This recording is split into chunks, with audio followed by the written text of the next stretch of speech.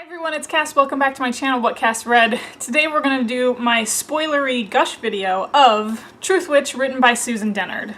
Originally I wasn't planning on doing a spoilery-filled gush video because I did rate this 3.5 out of 5 stars and I was like, I don't have enough to gush about. But then as the more I thought about this, I was like, no, there's a lot of stuff that happens in here that I really want to talk about. So that's why we're going to do spoilers today.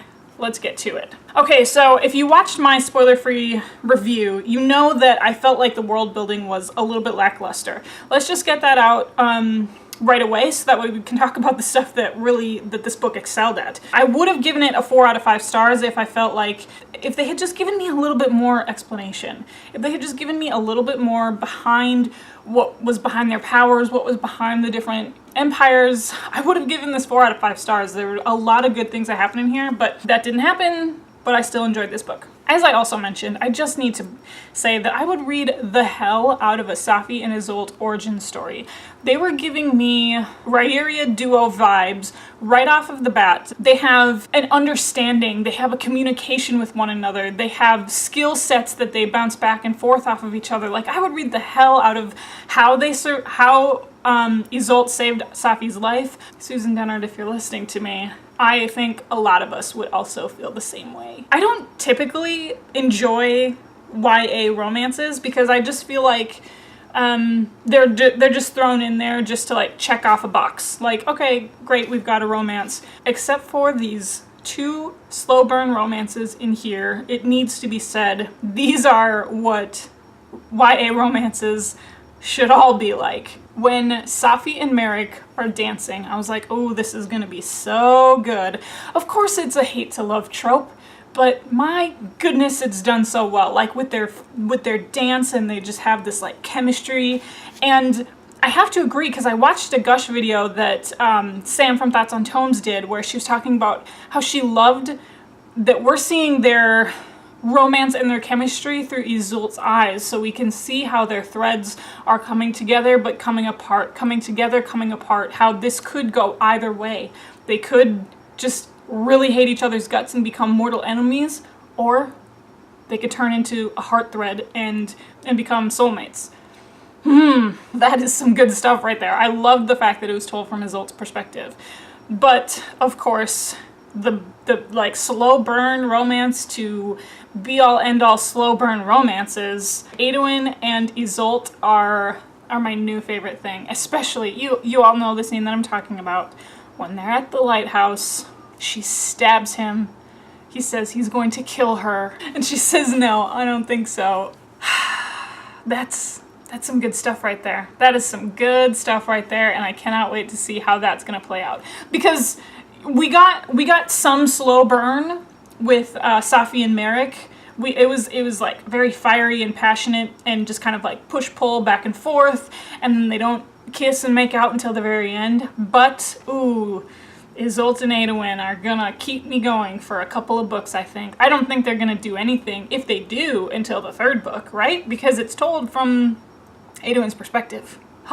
Where this book started off and where this book ended up, there's so many questions I have. I'm getting like major Prince Zuko vibes from both Merrick and Edwin. There's something about them that they're both like internally beaten down and they're just trying to overcome, and I just don't know where they're gonna go. Some of the sprinklings and revelations that we got about Edwin towards the end, like, is he from Isolde's tribe? Who is his father? What is his relationship to the puppeteer? Because he was kind of scared shitless about what the puppeteer was doing, right? And same with Merrick. We haven't yet met his father. We've met his sister, and we know that she's pretty despicable, but there's so many like familial ties and relationships that both of these young men are suffering under, that I got super Prince Zuko vibes off of both of them, and I'm really excited for that. Then the other thing that I wanted to talk about was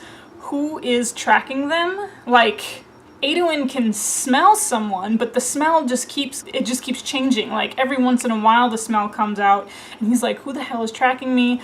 I have a theory. I think it's Uncle Aaron. It's always the uncle. It's always the uncle, right? Especially when we have this story of the young orphan whose parents die and they're raised by the single uncle, it's always the uncle. I'm kind of glad that we didn't get the big reveal of like who is behind kind of setup for Adwin, who's been setting him up this whole time. I'm really glad that we didn't get that big reveal at the end of this book. I think it's another layer that's going to set Windwitch up in a really smart way, but I have a theory. I think it's going to be Uncle Aaron. Those were just some of the things that I had to talk about in a completely separate spoiler video. Like I said, I wasn't planning on talking about it, and then the more I thought about this book, I was like, there's a lot of good stuff here. So put some of your comments in the comment section below. Do you have any theories about who's tracking him?